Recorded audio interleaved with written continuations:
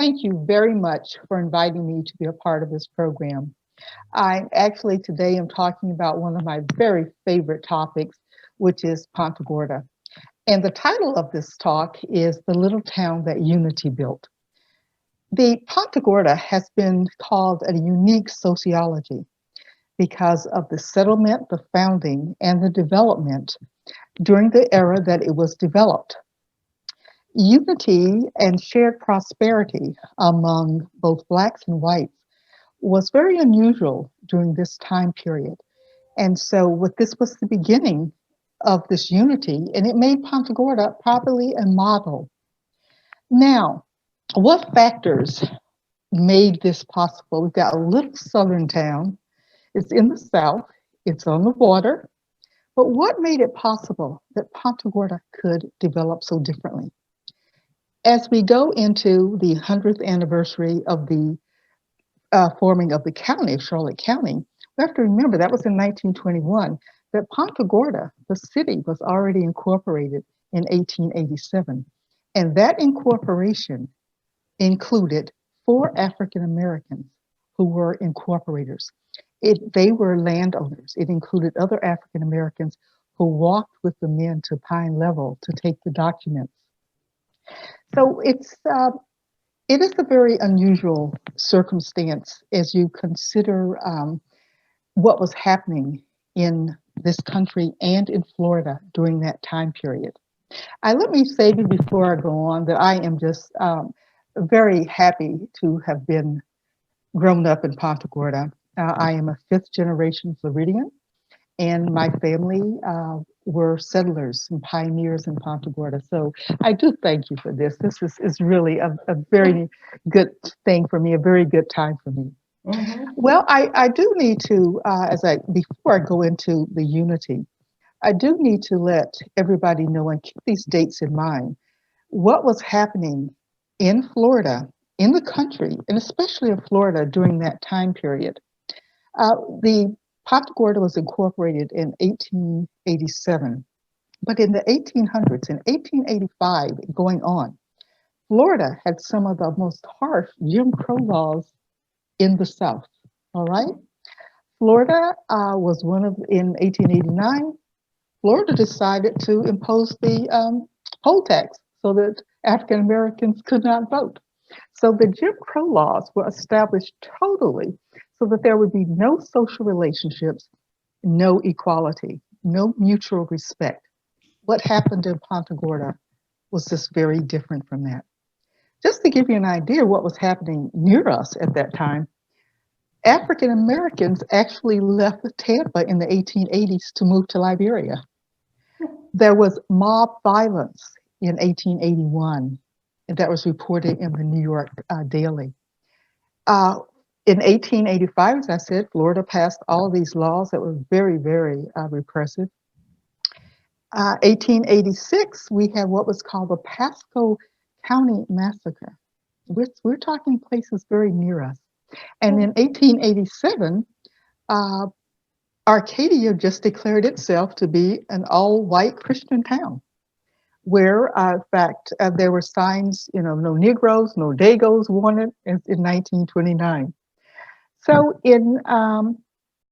as I said before, in 1889, Florida was the very first state in the old Confederacy, the South, that did move to disenfranchise African Americans. So keep that in mind now. We've got that happening in 1889. Just 2 years before, we've got African Americans incorporating this little town in Punta Gorda. In 1893, it was stated in Bartow that there are 2 races here. They're whites and blacks. One of them has got to go, and whites are not leaving. And then in 1896, African Americans were actually terrorized in Manatee County. So all of this is going on around us. Violence actually was a watchword for Jim Crow in Florida. And so African Americans were, of course, put to the bottom. But you're going to see what happens in Punta Gorda, just a little bit different, So again, I said there are 4 reasons. One, the area was settled by Unionists. Secondly, it was frontier. And if you're familiar at all, if you take maybe drive down the old 41 going down toward Miami and you see what Florida frontier is like, when you see that there's cypress trees and swamps, alligators, bears, and mosquitoes, those folks had to work together. I mean, the frontier demanded unity and cooperation.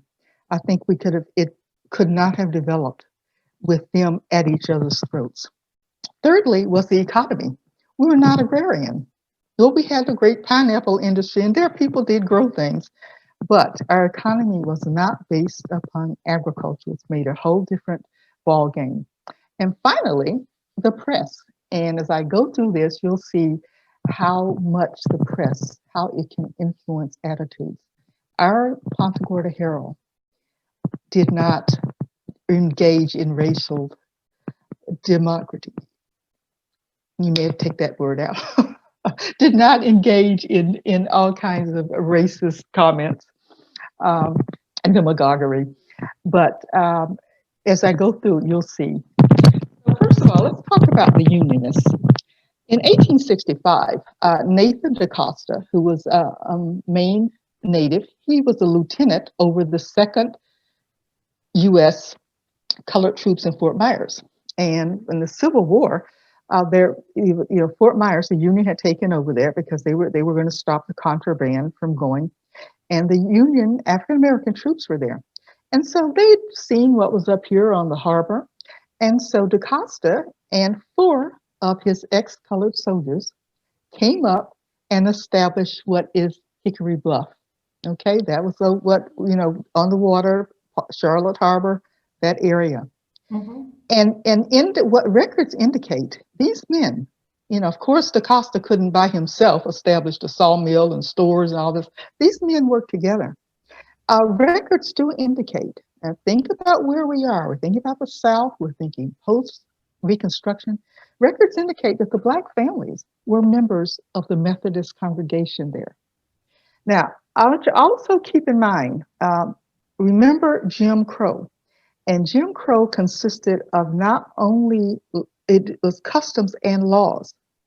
So the laws were state laws that people did not choose to break. Customs are something else. Mm-hmm. Customs, people can decide to be a part of that or not to be a part of it. So as I'm going through this, understand that Jim Crow laws were here. Jim Crow, I grew up with Jim Crow laws. I grew up in Punta Gorda. Jim Crow laws, segregated schools, water fountains, Jim Crow laws were there. The customs and the relationships between Blacks and whites tended to be different. Okay, so we start out 1865. 20 years later, Unionist Albert Isaac Tribune, bought land here, and he hired Albert Gilchrist, 1885. And Gilchrist was from Georgia, but he had worked with African Americans, and he brought 15 men with him, 8 white and 7 Black. And what he did, he trained them to be surveyors. These men had technical skills. They came to survey for the railroad. And then a year later, the railroad was completed. Now, interesting, think about what I said this place was like. These men had to work together to do this, to tame this land. One of the people who emerged, and I very proudly say, was my great uncle, Dan Smith. Dan Smith was 17 when he came here. As I understand, he could not even read and write when he came here, but became a very successful businessman. Dan Smith, one of those little bush harbors, organized the very first religious service held in Punta Gorda. It was an integrated service. That said something. Mm-hmm. The law did not say that you couldn't go to church together. That was custom, okay? That was the integrated service. But Dan Smith, this young kid, organized it. Very interesting. One of the things that went along with developing, you've got the railroad contract. The terms for getting the railroad contract also required that you build a luxury hotel. And so later, a 200-bed Hotel Punta Gorda, later called Hotel Charlotte Harbor, was built. And this was a Collier Vanderbilt enterprise. Now, this is according to historian and author Cantor Brown. Many of us are familiar with him. He grew up up in Polk County. He's done all kinds of writing about this area. But Cantor Brown said that Punta Gorda was almost an African American town at one time because there were 200 African Americans here building the railroad and 500 came to build the hotel. My mother, Bernice Russell, for whom the Blanchard House is her vision, said that you can't tell Punta Gorda history unless African American history is also told, because together they shaped and made Punta Gorda. So just this is from the February 10th, 1921, the Punta Gorda Herald. And let me just read you this because some of these are really kind of fascinating things from the. When Dan Smith, the well-known colored man, came here in 1885, there were only 15 people here, of whom 8 were white and 7 black. He and Sam Kennedy, another popular colored citizen, were the only ones of the original 15 who are left. Dan was the first one to move for the organization of a church and the grant of public school for Punta Gorda, and his efforts on this behalf were successful. Notice in the language, and I talk about this a little later, they were referred to as citizens. Many newspapers would never have done that. They were referred to as citizens. African Americans were very, as I said, helped to 4 of them incorporate the town of Punta Gorda, but were very involved in civic life here in Punta Gorda. Think again, I want you to think when we're talking about. They helped, volunteered to plan and help with the building of the first public dock. They helped to build a wharf. In terms of when the bridge was built, African Americans were involved in all of this. There was at one time a Colored People Civic Association, and it said in the newspaper that they gave $8 to fund the new artesian well. So all of these things were involved. In 1921, the paper reported that colored folks contribute to the building of the Tamiami Trail. So as you look at this, we've got this group of people, these 2 groups of people who are working together here, who are able to work together here. The second factor had to do with this not being an agrarian economy. I like to talk about this because of what I've seen with fishermen. Our economy at that time was based on both commercial and sports fishing. We were called the Golden Gate of the Gulf. Think of this, our little area. Wow. We were the largest shipper of fresh fish in the United States. Okay, from 1927 to 1928, over 10 million pounds of fish were shipped from Punta Gorda. Now, one of the things that happened here that was allowed to happen, and I say allowed to happen because of the relationships, because this did not happen in a lot of other towns, where you would have that African Americans could be involved in the economy, the general economy of the city. Did not happen. African Americans who came here, these were the kids of enslaved people. They were able to do what their parents could not do. They were able to see the fruits of their own labors. And there was down, if you're familiar with Punta Gorda at all, right in front of where the hospital across the street, there was a condo there.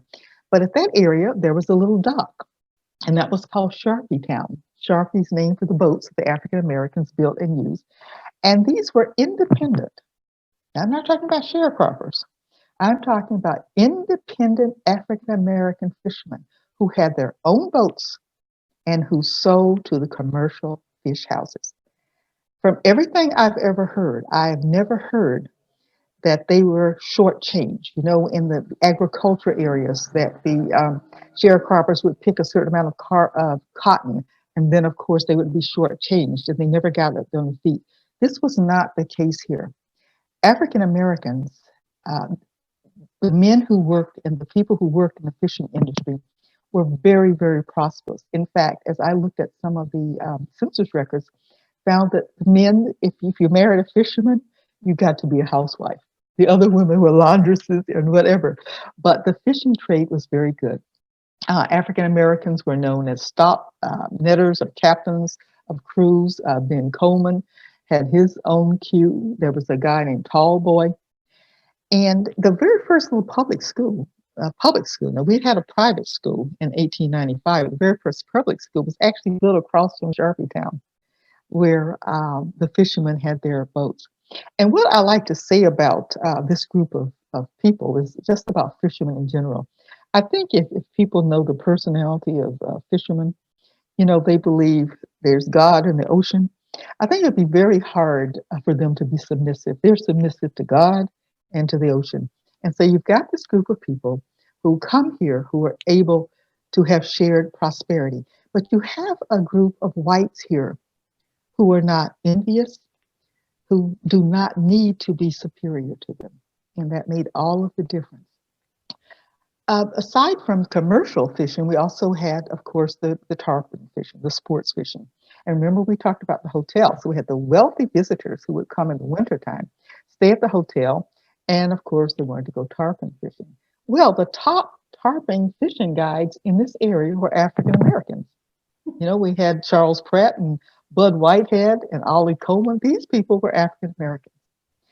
So, because of our economy, it made such a difference. I was down visiting another museum, and it showed when they got a first public school. They didn't get a public school, they were agrarian until like 1915, and the kids could not go to school year round. That was not the case here because we were a different kind of economy.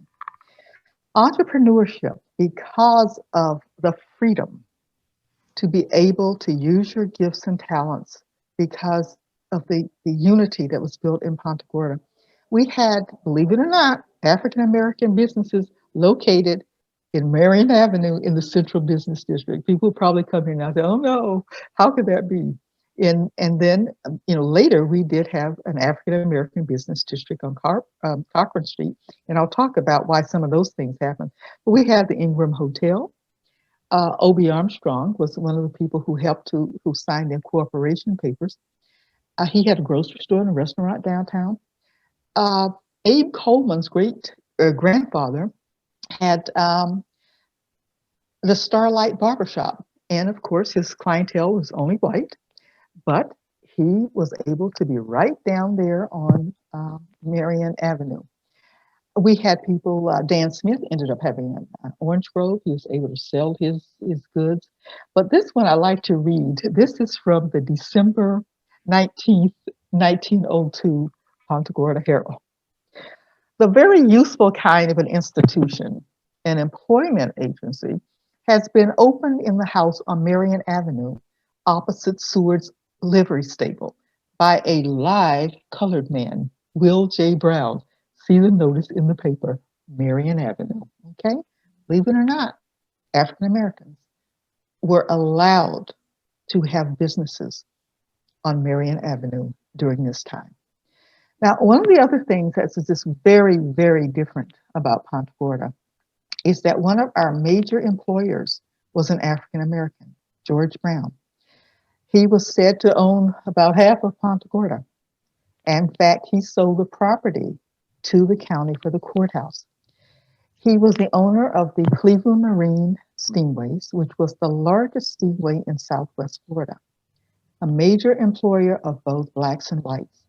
He's sometimes been called our first equal opportunity employer because he paid equal wages for equal work. And that was not done during this time in the South.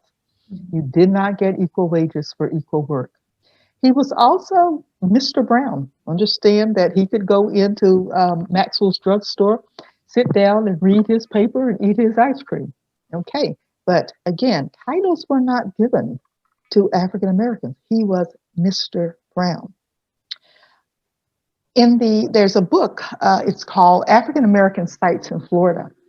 And it's written by Kevin McCarthy. And what it does is to note all of the historic places for African Americans in the state of Florida. Cleveland, Florida, where Mr. Brown had his business, and Punta Gorda, because of its unique sociology, are listed in that book as historic African American sites in Florida. One of the things that happened, Mr. Brown's house up in Cleveland, when the house was sold, the county allowed them to close off the road, and so you're not able to go by and see this historic home. When I first moved back here, some of Mr. Brown's neighbors, some of the older women who were left, were very upset because they knew it was a historic home, and they somehow were not invited to the meeting the day that they voted on this, and they called me being very upset because they wanted people to be able to see their neighbor's house, George Brown's house. So as I said, that was the factor, the economy, and so I've gone through the Unionists, the fact that it was frontier, folks had to work together. The economy was different, and finally the press. It generally carried what was at that time termed the colored news, and once I took a look at kind of the way the press operated and looked at other areas, the press can be so powerful in shaping people's beliefs and views. And I'll read just some of these to you because I think they're fascinating. African Americans were referred to as colored citizens. There was basically a very positive approach to reporting the colored news. Um, there was one reporter, and I have not been able to find his name, who did use the term darky. And what was most unusual, it was whenever he was reporting, that's the way that he would term things, okay? All right. But listen to this. In 1908, George Roberts, now think about the stereotypes of African Americans, okay? George Roberts, an industrious and popular colored man, 30 years old, died of paralysis on Sunday night and was buried at the Masonic Temple with honors. That's just one. George Brown, the enterprising colored citizen, is getting his steamways and marine railway in Cleveland in shape and be soon ready for business. Check this out. Captain E. Green, the colored yachtsman, returned Monday from a trip around the coast from Miami. And these are the kinds of things. And then 1902, there was a wedding in the tiny circles of colored society on Thursday afternoon of the last week. And so these were the kinds of articles that were written about African Americans and about the unity there. One of the things when I was even growing up is that African Americans would come to Punta Gorda from surrounding areas because the atmosphere was very different. They were not harassed by the police. They could come and enjoy themselves. In our old downtown Cochran Street, which was the city, the African American kind of city center. And one of the things, because of the original settlers, both white and black, because of the way the relationships that they built, the economy and the press, it did encourage a unity here. And a unity that was, again, very different from what we saw in other places. Some of the old timers here will tell you, because many people have come in, and this is a southern town. We know it's the South. And they've had experiences maybe up north where they've had not been around many African Americans. Things were very segregated. And some of our old timers, I'm talking about white old timers, will say they don't understand us. We were different. We were very, very different here. And so that difference was very, very interesting. And I'll tell you a story about when my mother and my father got married. Judge Rose married them, and my father was here. This was in the 40s. My father was in the military, and he started dating my mother, and they went to get married. And when they went down, Judge Rose recognized my mother, Bernice, and said, "I think I need to make a call." He called my grandfather, Richard. Do you realize Bernice is down here getting married? That was the relationship they had. That the judge, before my mother could get married, his friend would call to see. And so these were the kinds of things that happened. Our school district here was the second in the state to be voluntarily integrated. That was because we've got Gussie Baker and Bessie Bryant, two old families, got together, and through relationships, they were able to do this. I am very, very happy to say that November, just this past November, here in District 1, the historic district, we are now known as the Historic Punta Gorda Civic Association. We are no longer, we are one historic district because that's who we were. We were one. Over the years, this east-west thing came to be. We're not East Punta Gorda and West Punta Gorda anymore. We're strictly historic Punta Gorda. I have to say, in the beginning, up probably until the late 20s, this is who we were. When the land boom came and many, many people moved into the area, they came with different attitudes. And so you saw more of people making sure that you followed the Jim Crow rules and whatnot. Relationships, though, did not necessarily change in terms, the laws may have been there, but people still had mutual respect for each other. And because of those beginnings, that's why I was so happy when we brought this district back together again, because Punta Gorda was, the old Punta Gorda was a model for how people can respect each other and live together in community. And that's why I am just so proud that I grew up here, because here people could embrace differences and recognize connections and to unite for a shared prosperity and a shared way of life. And so Punta Gorda was a model for who we can be in this country. And that is why I'm so very proud of it and so very thankful and happy that you've allowed me to talk about the little town that Unity built. Thank you so much.